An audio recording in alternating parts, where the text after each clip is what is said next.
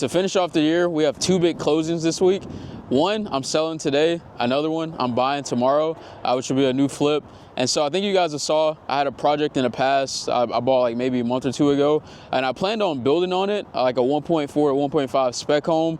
But after seeing how the market is right now, and then just looking in that area, I think it's a really tough sell in this current market to build a 1.4 to 1.5. So I decided to go ahead and take the profit out and then move on to the next project.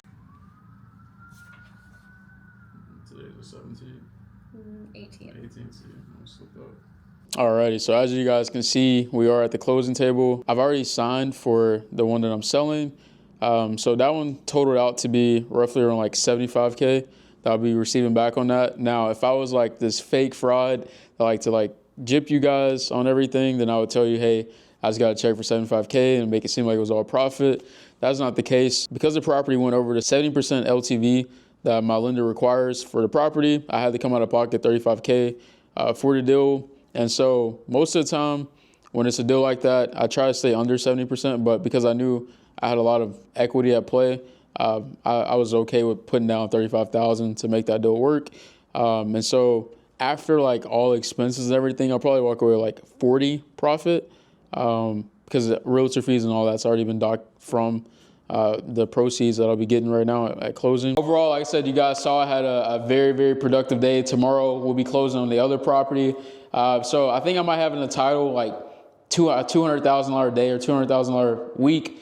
So like I said, 75 of that was realized. Actually more than that. I have more than that on in equity on the other flip, even after the renovation. But let's just, for simple math, call it 200,000 and that'd be it. Like I said, we're closing out this year very strong. Man, I'm very, very excited for next year, man. I really have a lot of big plans, a lot of big goals.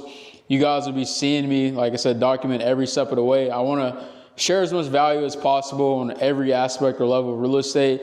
I'm going to get heavy into buy and hold next year as well. I'm just realizing how important equity is and the position of that and appreciation in real estate.